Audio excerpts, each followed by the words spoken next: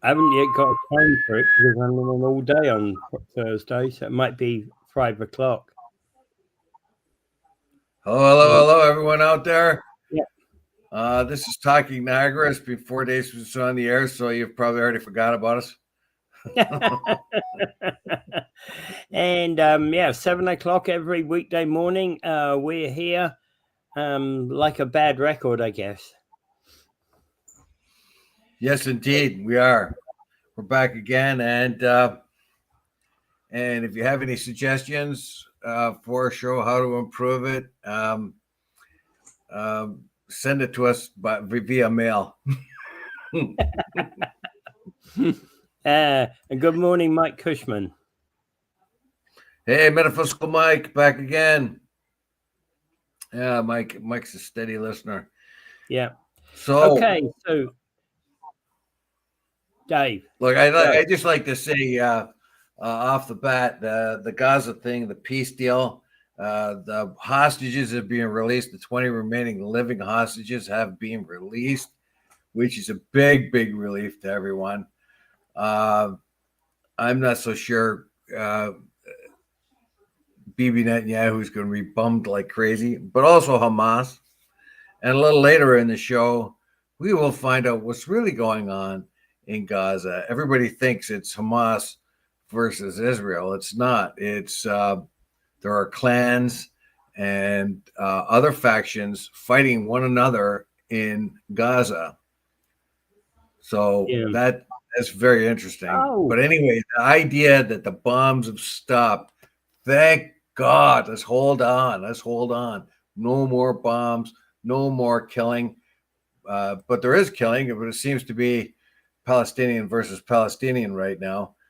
And so anyway, no matter what, I think that's a very positive thing. How it develops from here, and if any kind of peace can be maintained, that would be brilliant.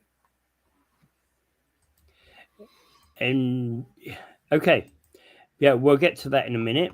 All right, Niagara Falls has received $240 million from 2 casinos over the last 12 years. And the question here has been, what have they been doing with it? Well, I mentioned this in last week after I did the show with Paul K. Lemire when he once a month he studies the agenda prior to the day before the council meeting, and in that agenda, it spoke. There was a reveal there about how the money from the casino is used, and I actually brought it up here online and spoke about it. A few words about how and where the money goes. Some goes for tax relief. Some goes, of course, for infrastructure. Nearly 20% of it goes for the police force that is a special unit around the casino. But the other 80% goes to the city. Now, the whole idea of that, as I said last week, it is the councils do not want to be dependent on this. They have to do their budget that does not rely on the casino money. Yeah. In other words, they have to do the budget as if they don't have the casino money coming in, because that might not be always reliable. We found out what happened with COVID when those shut down. So if we were reliant on that money, we'd be in bad shape. So that's a wise thing. And wise and politics don't seem to go together too often, but that's a very wise move there. But again, one would wonder over the last 2 or 3 years where we've had tax hike after tax hike after tax hike as to why, at this particular point, was there any way to alleviate that? Well, good question, and I understand the kickback might well be, but now you're using it for things, you're using the money for things we shouldn't be using it for. Now it's I don't know. it goes into a kind of reserve.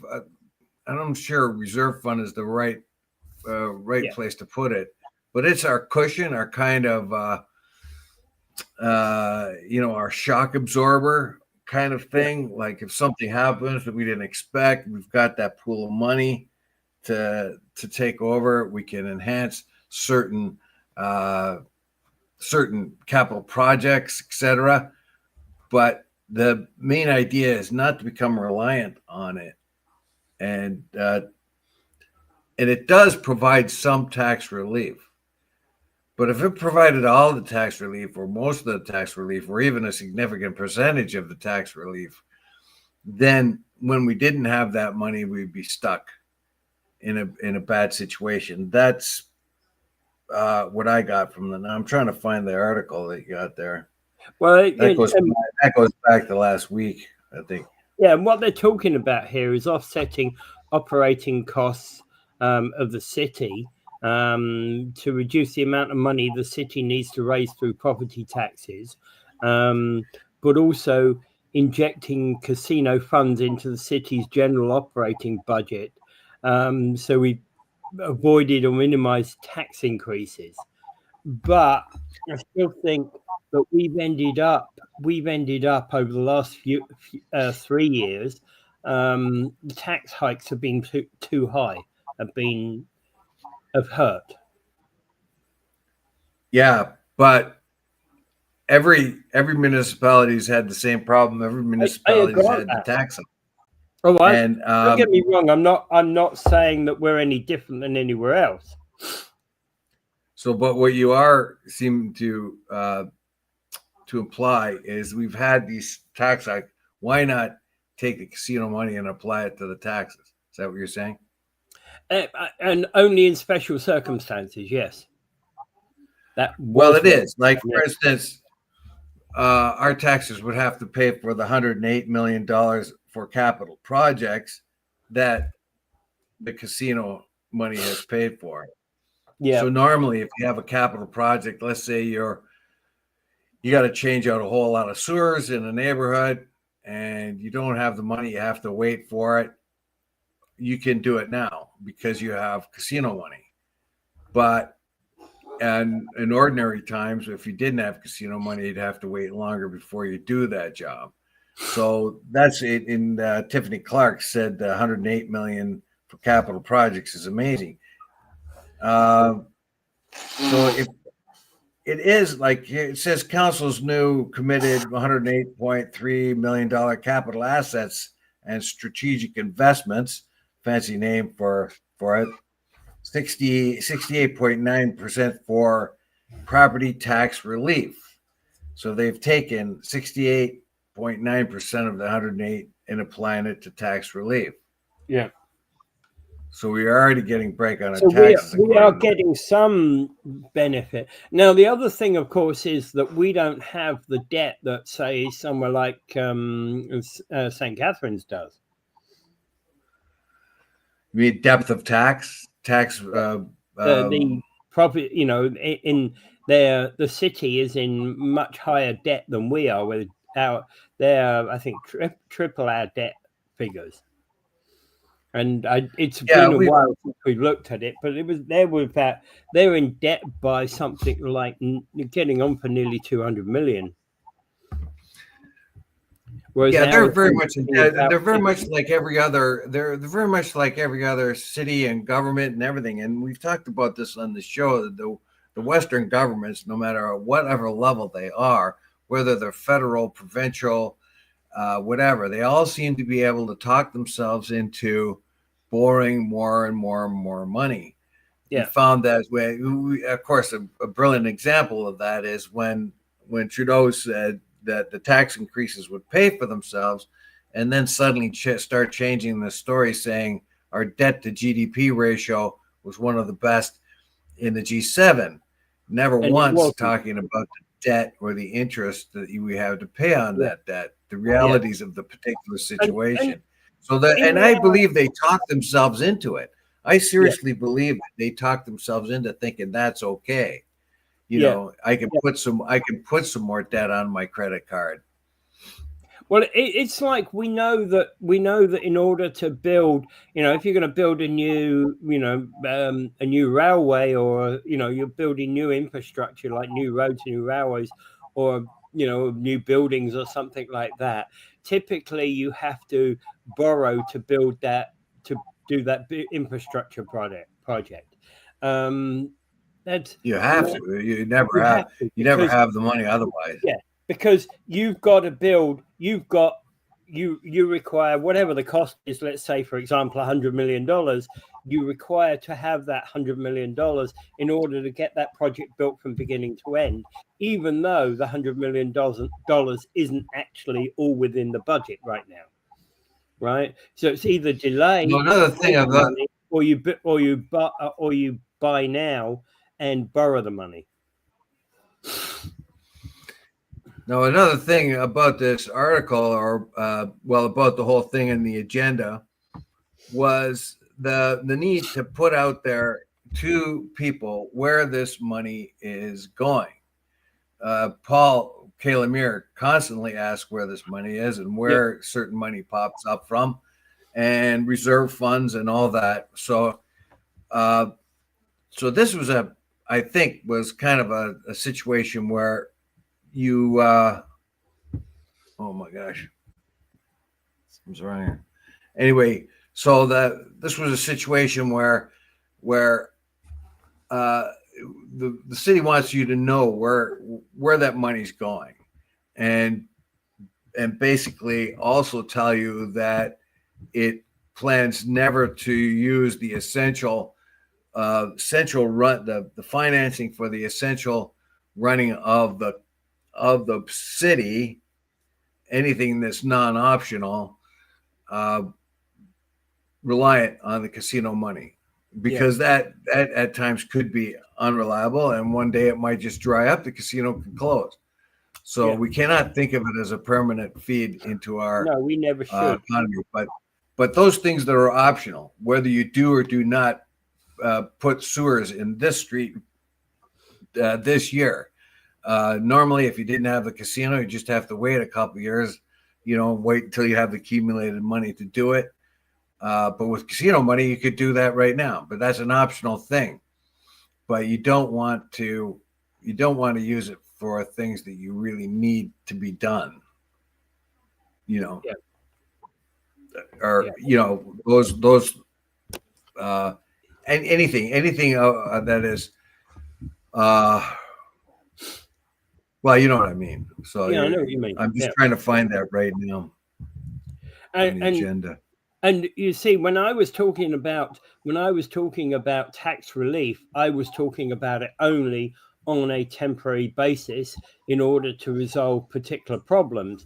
We've got a situation now whereby whether it's the region or the city, the budgets are going up almost out of control, and it's the taxpayer that's paying for it.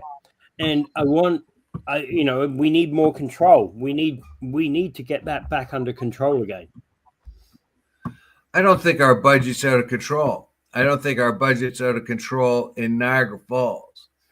Now when you're spending, thousands of $1,000 or something like that on a concrete ping pong table, right? Your budget's not out of control because somebody thinks you've got that money. Whether or not it's wise enough to do that, we've heard about what was happening in Chippewa when they were going to take the arena there and convert it, and build a new building with a library, rink, and all that. And they talked about needs and wants. Well, everybody wants this and wants that and wants a bunch of different things to sort of sieve out what we need and what we want is the other thing to do. So I think as much as we complain about Niagara Falls City Hall and how they divvy up the tax money, I don't, comparatively speaking with other cities, I don't think we're too bad at all. I don't think we're out of control one bit. I think I don't think we are. I don't think we are. But again, one of the things, in fact, I think we have to congratulate our city on doing such a wonderful job, considering how badly the region seems to be doing on their budget every year. So here's council adapted areas of spending, and here's what they are. So, and I mentioned this last week too, property tax relief. Yeah. And it says, so from 2013 onward, OLG funding allocated to the tax levy supported budget to reduce taxes.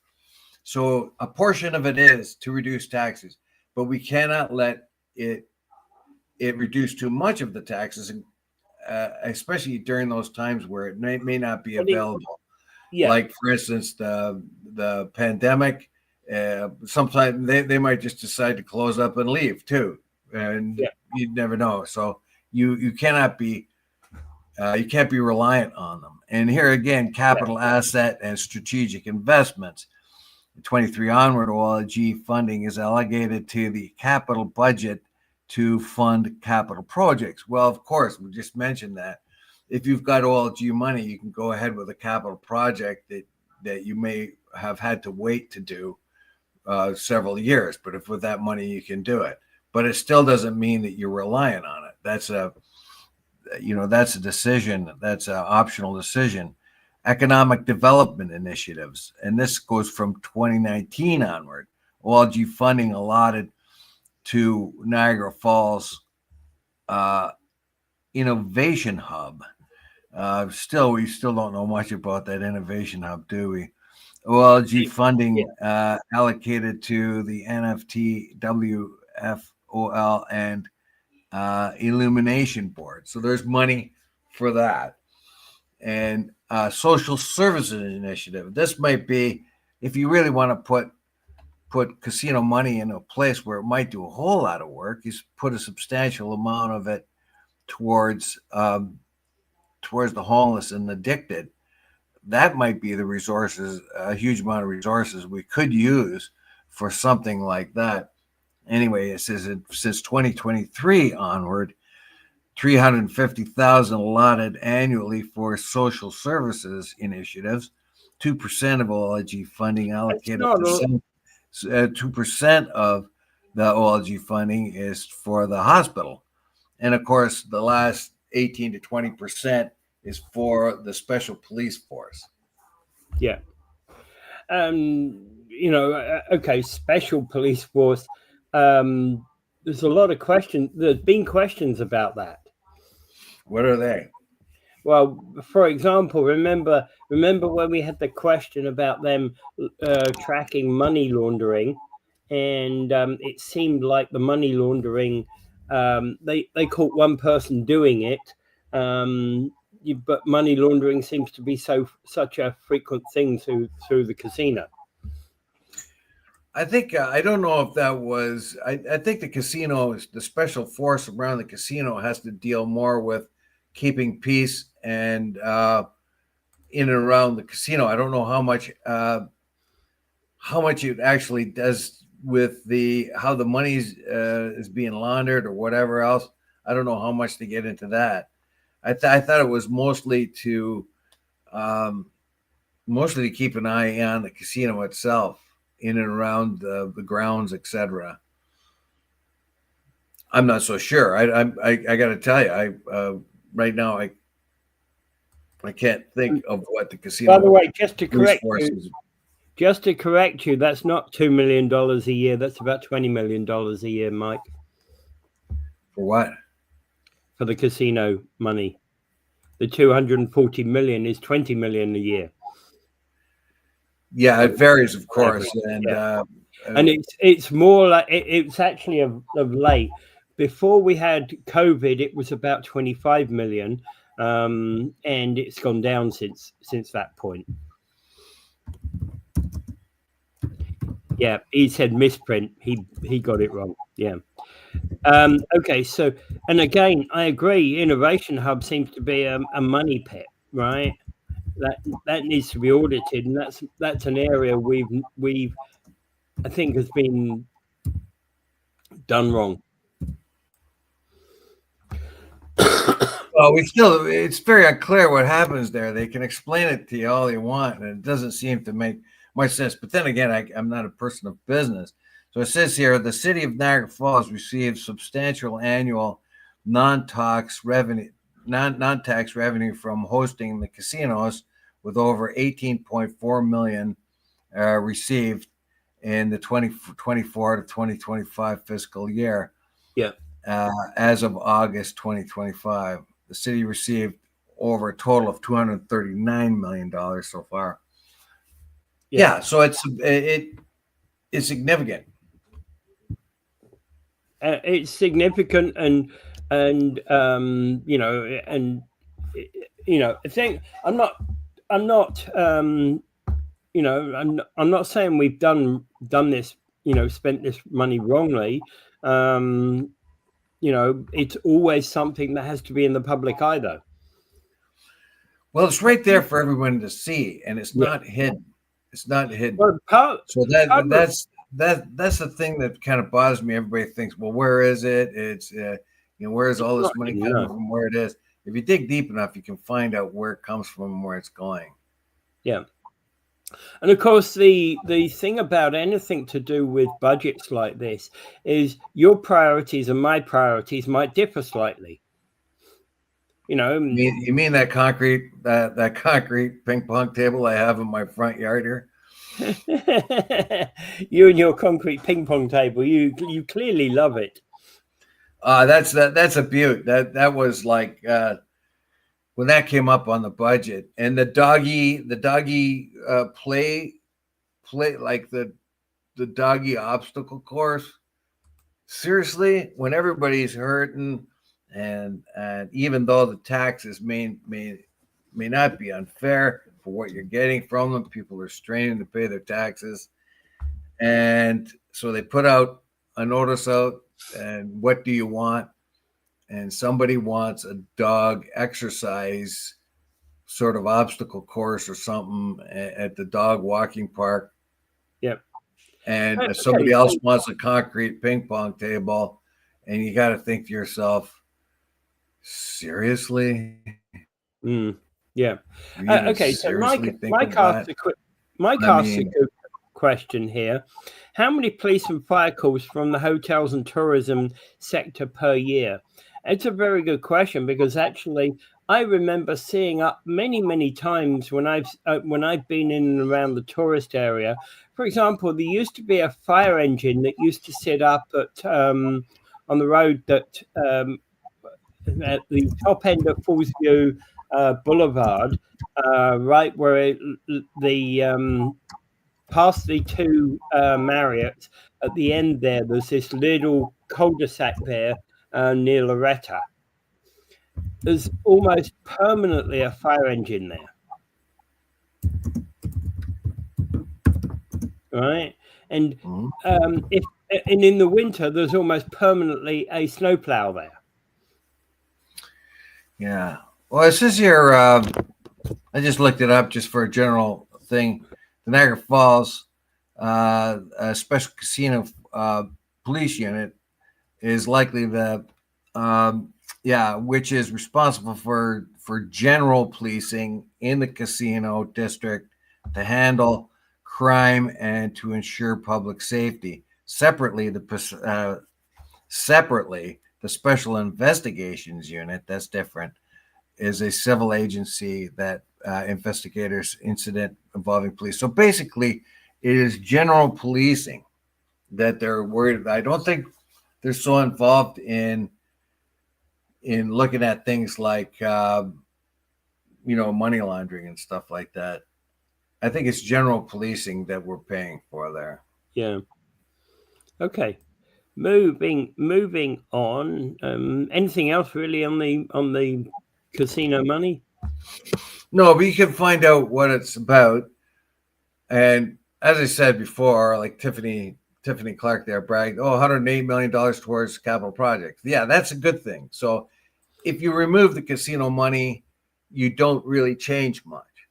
Well, but and $108 million if your tax burden was, if your city was over reliant on the casino money, and that casino money then is removed from the mix, now the taxpayer will have to pay much, much more to make up.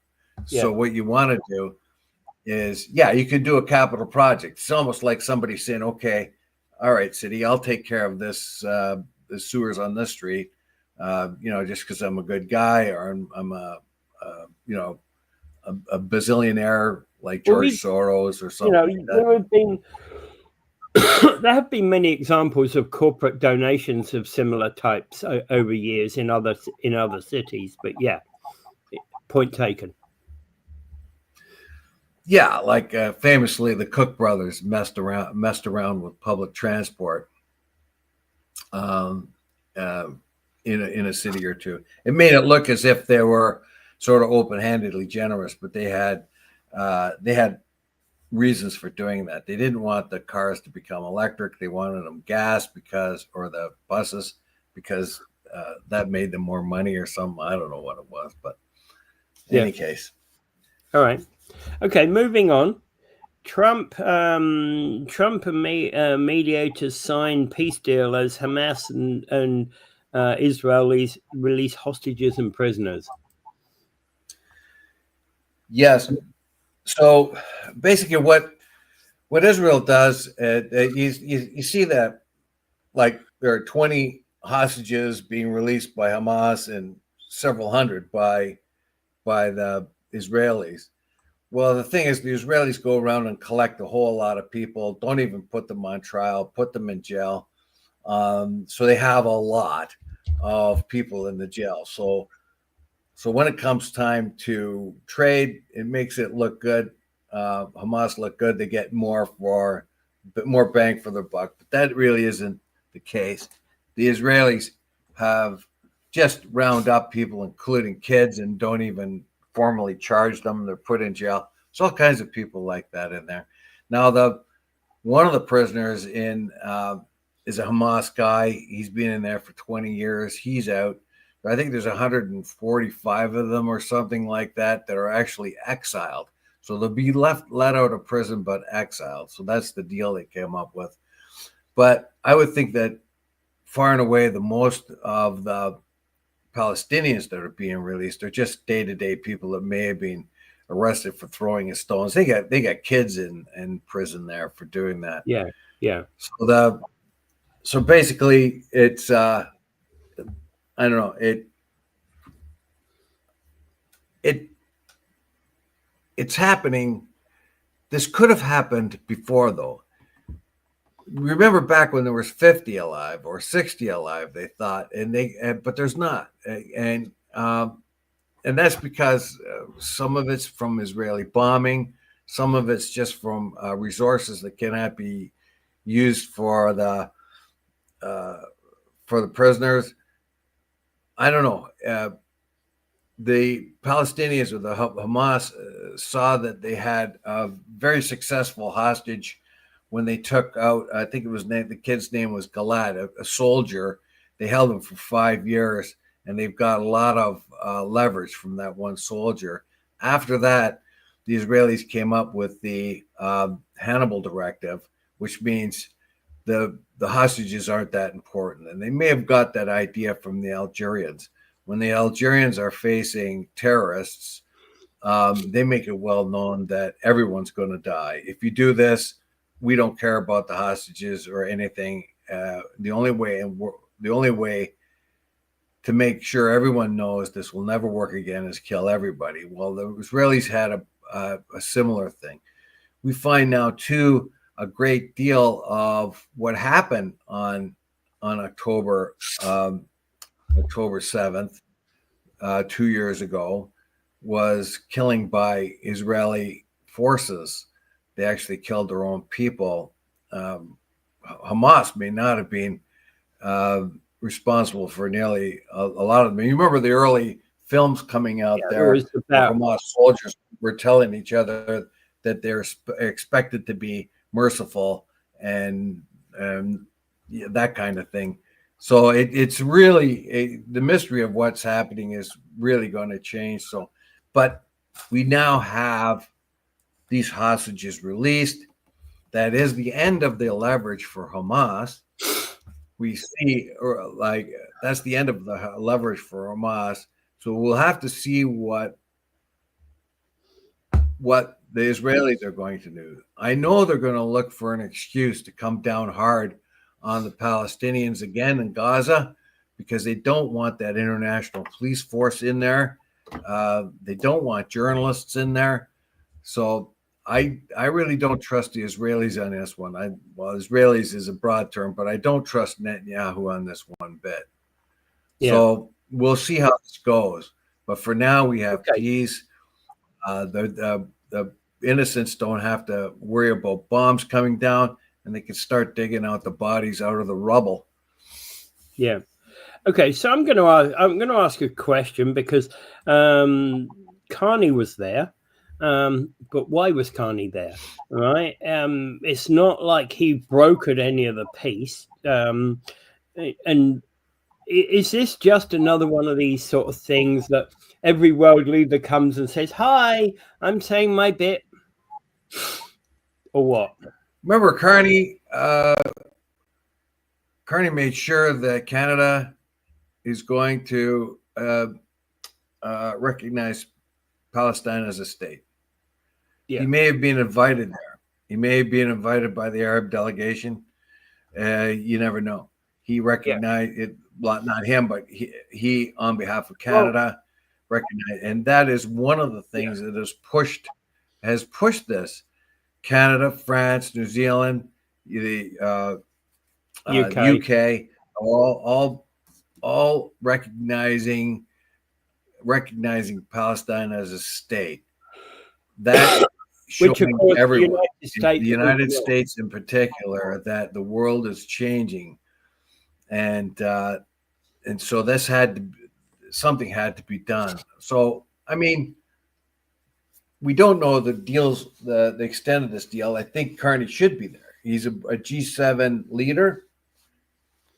Canada has a history of being peacekeepers throughout the world. Yeah. We'll find out. But obviously he just didn't go, just snapped his fingers. Hey, I'm going to go. There was arrangements made for him to be included. Yeah. Well, it just occurs to me that, and I'm not saying this was the case with Carney on this occasion, but you know how there are many occasions where every world leader shows up and they're shaking hands and didn't we do a fantastic job, right? And it's like, no, you had nothing to do with this. And yes. I know we made that, and Canada made that announcement to support Palestine. Well, we have, like, I wish we were more like Ireland or South Africa that came out very strong against this. I would be much more prouder of my politicians. I called for this back when Trudeau was still in power, but he took the Zion, like he was a very ignorant man. I heard him talking about Zionism, and I thought, where did you get your information? Like he felt that an anti-Zionist was an anti-Semite. He was just and he felt anybody complaining about Zionism was basically anti-Israeli or anti-Semite. Like, he was just an idiot. Like, where don't you even open a book and read anything? Like, I find that remarkable. I can understand why somebody who reads Fox and then froths at the mouth and saying, "Oh, the Hamas, blah, blah, blah, blah," because they're ignorant. They didn't open a book. They didn't learn on their own something. They didn't fact check. Well, that happens all the time. But a politician, somebody like the Prime Minister, in any case, I believe Canada should be there, but Canada just didn't walk in there uninvited. This is one of the most important issues. This could lead to peace. It definitely could. I mean, the Oslo Accords we thought were going to lead to peace, but they didn't. But they were kind of hijacked when Itzhak Rabin was murdered by one of the Zionist settlers, extremists. So he was shot dead when he was trying to get a peace deal. They had one on the go, but it was and I wouldn't. if somebody told me Netanyahu was behind that years ago, I wouldn't doubt it one bit. But in any case, we have here Canada, which is one of the leading countries in the world, and was invited to be a part of this. And the more world leaders who are there, the more pressure it is on for this to be successful. The more pressure is on people like Netanyahu to not look for flimsy excuses to start the whole damn thing over again. So what, okay, we know the flotilla didn't get through. Do you think the flotilla had an impact upon getting this peace deal ramped up? Yes, it did. It did in a big way because it brought more attention onto it. You know, yeah. And another thing that I believe was of some urgency here was AIPAC and the Israel lobby are getting a pretty bad name among the right wing. It's normally devoted right wing supporters. Yeah. So the Israeli lobby and its involvement in all of this and how it has manufactured its particular line on what's going on there and how it's being pressuring American politicians. This is all coming out more and more. This was always kept on the QT by American press, whether you're from the right or the left. You never talked too much about AIPAC. You never talked about the influences about AIPAC on the government. And AIPAC went after both Democrats and Republicans. And this sort of beacon on AIPAC and the Israeli lobby and how they manipulate the government and how Donald Trump is beholden to people like Adelson is coming out. And so you have, this is bad press, and they want that to stop. And one of the ways of stopping that is to stop this war. Okay, let's talk if we can about this Doghmush clan who've been reportedly fighting Hamas. Yeah, well, we knew in the very beginning when Hamas, we have a simplistic idea of what happened on October 7th, 2 years ago. Yeah, that's for sure. Yeah. So what happened, basically, Hamas attacked Israel, attacked the military bases, and then on the way back, they found this party going on and captured a bunch of partiers for hostages. But basically among that, there were, I think, 7 altogether groups that joined Hamas. Hamas is not the only Islamic force in Gaza. And has not, it's been quite strong, but it's not been the only one forever. Yeah. Yeah, it's the principal one. Yeah. And what else we don't know is the clans and tribes in that are fighting among one another. The Doghmush clan is having problems with Hamas. So they have disagreements with Hamas, and they had they're having a fight. So now if you go to Gaza and you hear bullets swinging around, it's not the Israelis. It's the Hamas versus its rivals in the region. Yeah. So the Doghmush clan does not much care for Hamas at present. They're going to have, they're a powerful armed clan.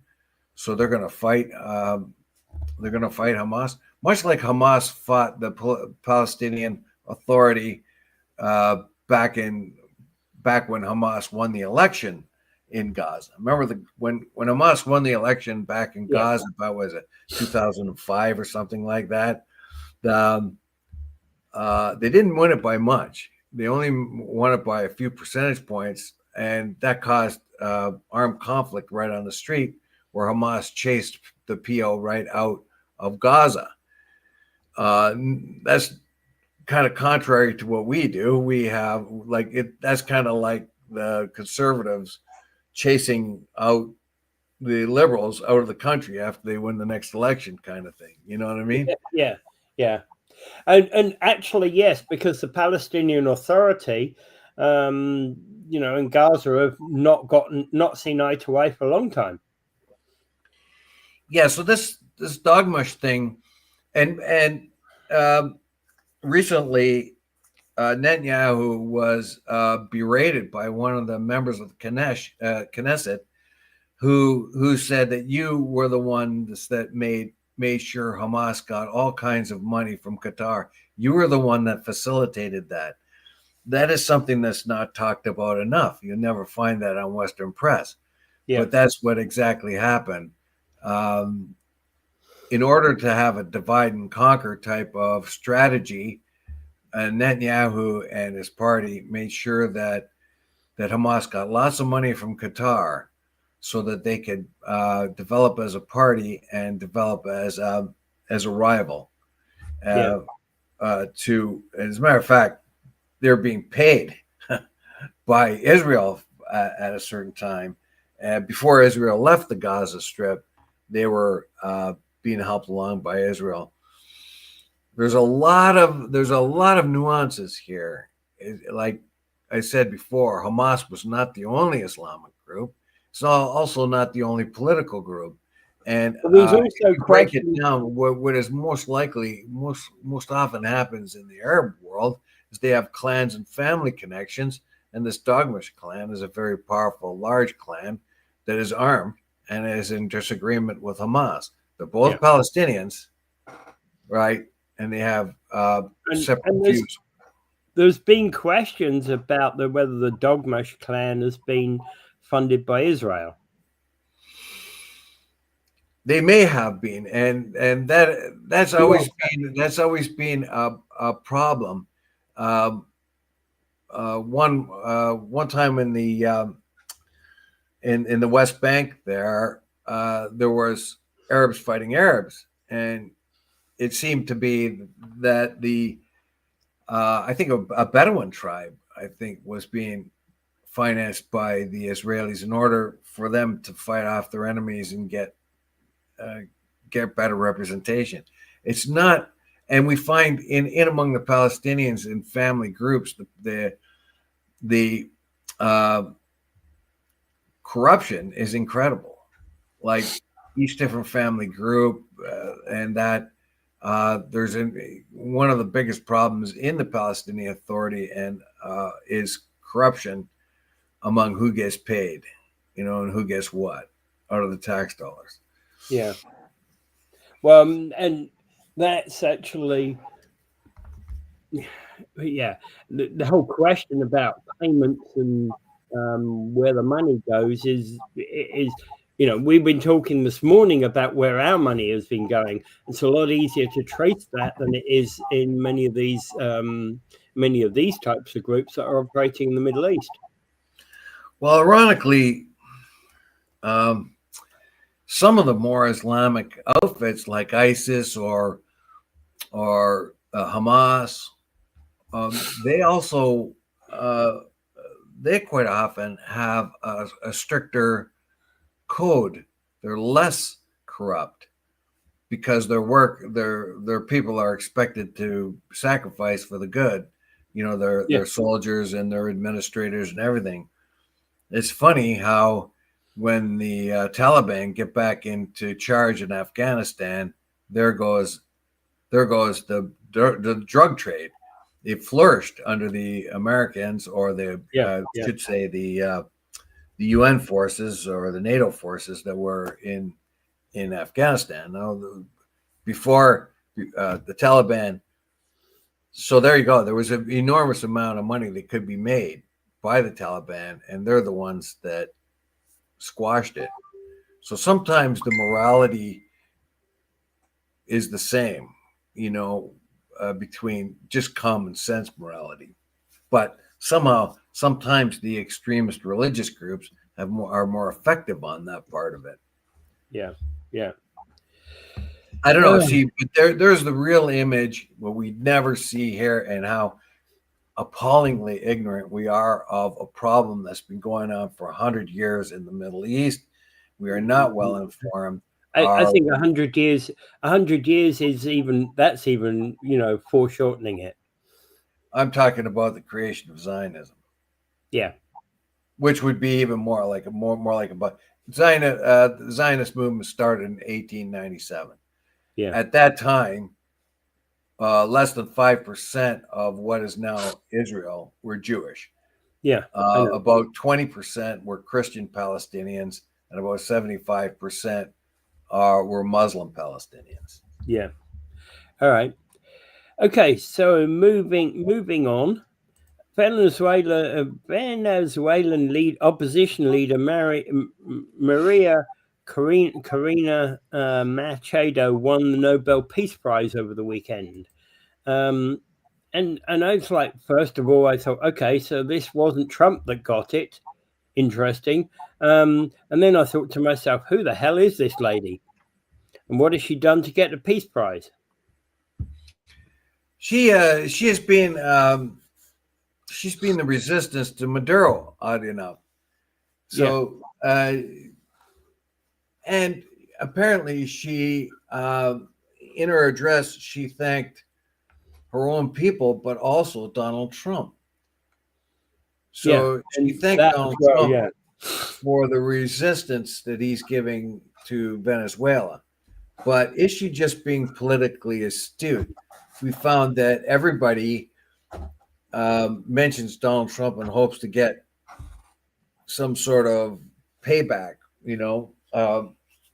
so I don't know if I would imagine it's a very sincere nod to Donald Trump for helping her or helping Venezuela or what he's doing against Venezuela. I'm not so sure. I don't know much about her either. As a matter of fact, this is the very first time I've ever heard of her.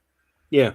So you got to question that for one thing before you got to find out who this person is, and then you have to judge the judges of the Nobel Peace Prize. Now, obviously, Donald Trump was not going to get the Peace Prize because he really hasn't accomplished much yet.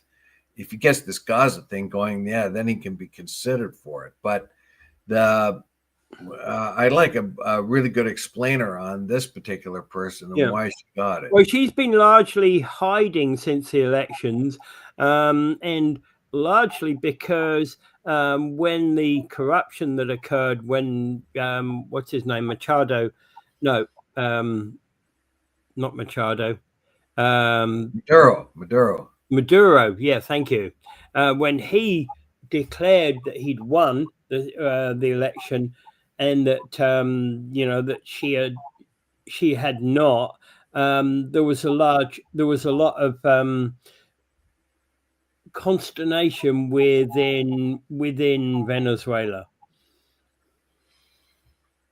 Consternation? Well, there was a lot of difficulty within Venezuela, and a lot of people didn't agree with the result. Oh, of course, yeah. Obviously, Maduro had the elections fixed, kind of like what Trump's trying to do now with the gerrymandering. He's planning to fix the election in a much more milder way than Maduro does. But so that's it seems very odd to me that she congratulates Trump, but Trump is trying to do what some things like Maduro does, like fix elections or that kind of thing. It's very, very strange. The whole world's a very, very strange place. I mean, if you told me 5 months ago that I would be agreeing with Marjorie Taylor Greene on something, I would think you were out of your mind. Yeah. It's just like what's happening to the world. I don't know. But in any case, well, and it's argued that Machado has brought the country's opposition together, which has possibly led to the consideration for the Nobel Peace Committee. Who knows what's going through their mind? Yeah. Well, yeah. So she did. Let's find out what she said.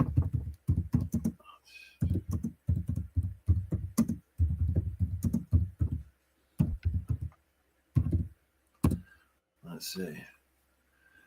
We are grateful for what Trump is doing for peace. That's what she said. Yeah. So I don't know. I think probably there's a couple of different explanations. She doesn't want him being mad at her. Basically, she's going to need the help of the United States. Of course.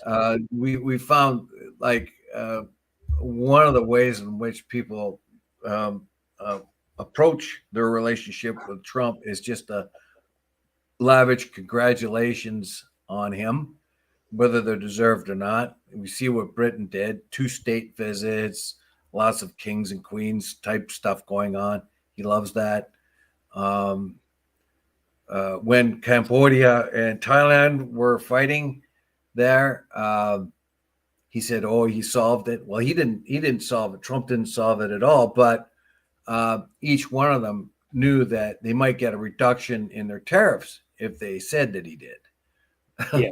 and some of their, it was pretty obvious. In any case, so she's won. She's won this thing, and she credits Trump for helping along with peace in the world. That will make her. Is she a survivor for saying that? Did she really mean it that much? Who knows? But she knows that going to need the American help in all this. So, undoubtedly, and well, according to the thing, so Machado meets all the criteria laid out by for the prize. That's what the committee chairman said. She brought the country's opposition together, being steadfast in her support for peaceful transition to democracy, and shown that the tools of democracy are also the tools for peace.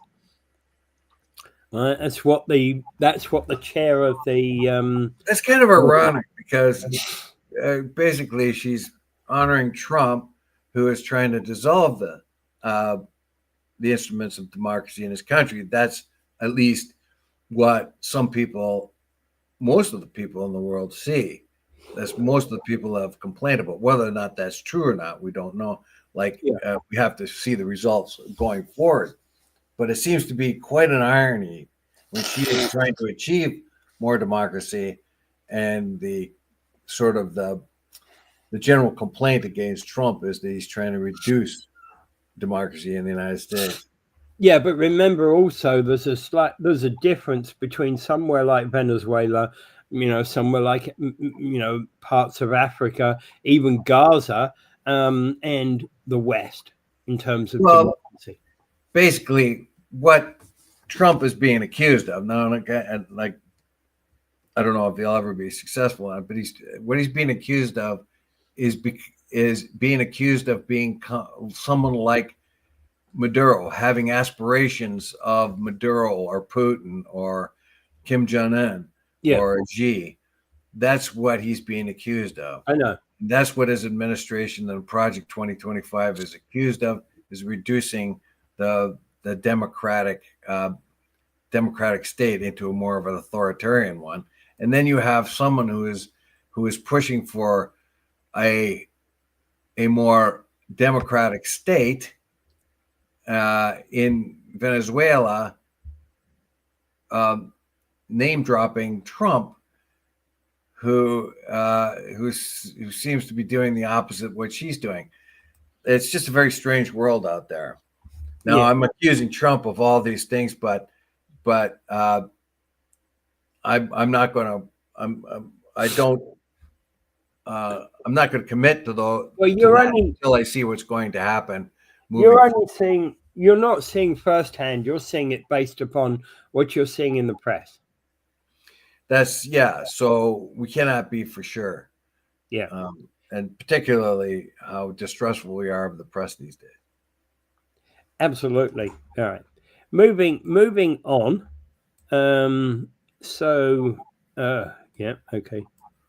Take that one off.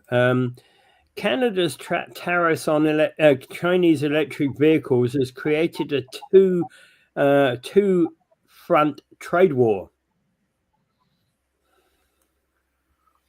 Yeah, I think what Canoe, who is the Manitoba Manitoba premier. Wab Canoe, yeah. Yeah. He's pushing Ottawa to drop the EV tariffs on China's EVs. And that is because his province and also Saskatchewan are being beat up pretty bad by the canola tariffs that China's put on. So China, in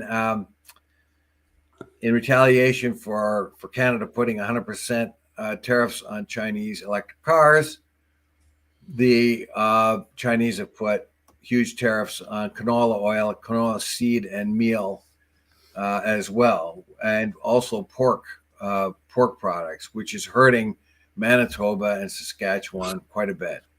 Yeah. However, how is that going to be happen? Because the reason why the reason why there's 100% tariff on Chinese EVs is because it is a subsidized product. Yeah. Okay. And the whole point about this is, yes, there's reputedly, and there's keyword reputedly, electric vehicles that are better than Tesla, have longer lasting batteries than Tesla, etc., that are coming from the Chinese market and don't hardly cost a penny. I don't know exactly what the price was, but I heard touted one time a $10,000 EV, and it's like, that just seems ridiculously low. But and remember, the Chinese can put them on the market, on our market, at any price they want, because market forces don't have any impact on the Chinese. You can get a good Chinese EV for under 20,000. Probably a pretty good one too. But here's the dilemma. We do know that China is an export-driven country, so it's going to subsidize its industries as much as it can to bring up its technology to compete with Tesla. They seem to have surpassed it, even so they claim anyway. But they do make a terrific electric car, and they make one very inexpensive. In the United States, when they were studying this, they thought that China could swamp the United States with electrical vehicles that cost only $12,000. Now, that was a couple of years ago, so I had a couple thousand maybe onto it. But still, when you compare it to the EVs that we have here, or even like the gas-driven cars or the hybrids, it's very, very much cheaper. Yeah, and it kind of says to me, it's like, well, hey, if I can get one of those, I'll keep my commute costs, down. I'll just plug in my EV, commute to work, and keep my other car for, when I'm going long distance. A lot of countries have been importing Chinese EVs, and they're very happy with them. They're a pretty good quality car. And because China is an export-driven economy, the United States is a mostly domestic-centered economy, 70% domestic-centered. But its biggest rival, China, depends on exports, and it depends on intruding on domestic production. There's the dilemma we have.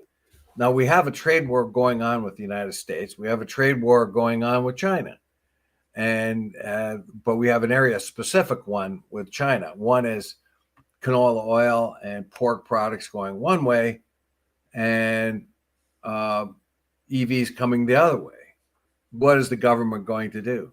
You have to protect your own EV industry. We've put a lot of government money into it.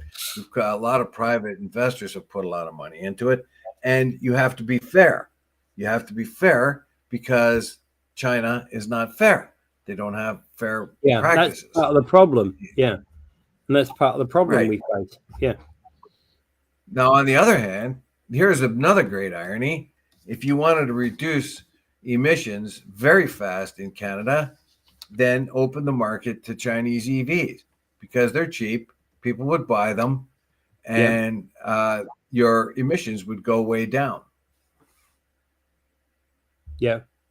And the other thing about it is that unlike parts of the United States or parts of China, the fuel we're using there's a larger percentage comes from nuclear, from wind and solar.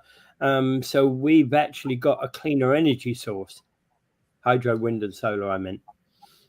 Yeah. So we get about roughly 20-25% from hydro. The bulk of it in Ontario, 50% of the load is nuclear. So, and then that leaves the other 25%, which is wind, solar, and natural gas. Yeah. So we have a relatively clean source of electrical power. In other words, if we used the electrical power generated you're assuming for our cars, we would be a lot cleaner than if we used gas cars. On the assumption that we continue to use the power in the same percentage as we do today. Yes. Now, if you took your electric car down to Kentucky, 98% of the power in Kentucky comes from coal generation. Yeah. So you can't argue then by plugging in your EV, you're not doing any significant plus for the environment. But up here, you can make that argument because you can significantly reduce carbon output by using only 25% of the power that in Ontario comes from natural gas. Yeah. And so the carbon footprint's pretty low. Yeah. And I think that's okay.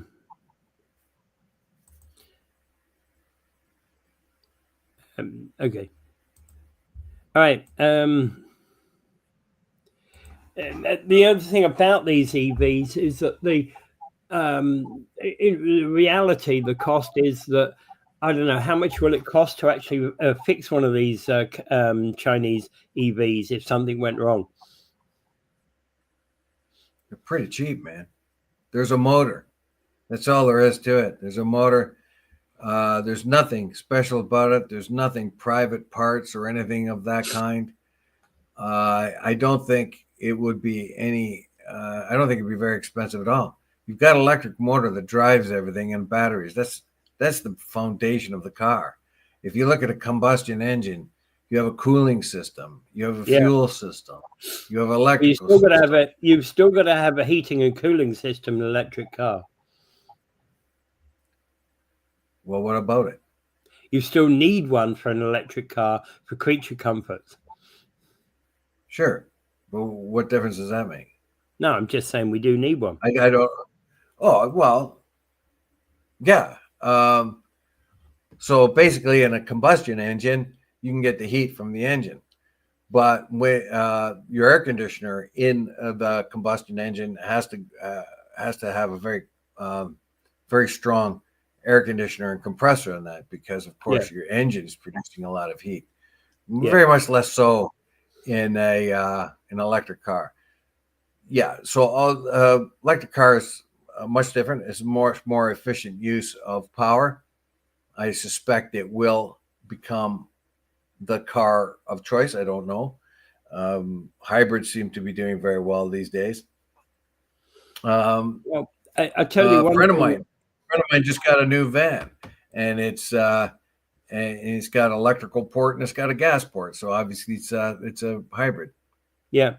Well, I was going to say I came across this new Jeep that they brought out, this new Jeep Wagoneer, and it's a much bigger than mine, than my car, and it's an electric engine. You have to have a pretty big battery, but the motor itself wouldn't be that big. It'd be the battery. The battery is the thing that causes the most weight in a car like that. Yeah. Yeah. But if you look at an EV, there ain't much to it. You know, there's a motor that drives the wheels, and a battery that drives everything else. Yeah, absolutely. All right. Okay, so we are massively over time, Dave. Yeah, well, where are we? 7 minutes. Oh my. Anyway, another plug for Gaza. Gaza is not over yet. I don't want anybody to forget Gaza, the nightmare that was Gaza, the genocide that was Gaza. It was a genocide. Make no mistake about that. And Yahya Sinwar and Bibi Netanyahu are mirror images of each other. They're bloodthirsty war criminals, and that has to be brought up sooner or later. And the first thing I would ask Carney or anyone else is to make sure that foreign journalists get access to Gaza. Yeah. All right. Without further ado, I bid you adieu. Bye.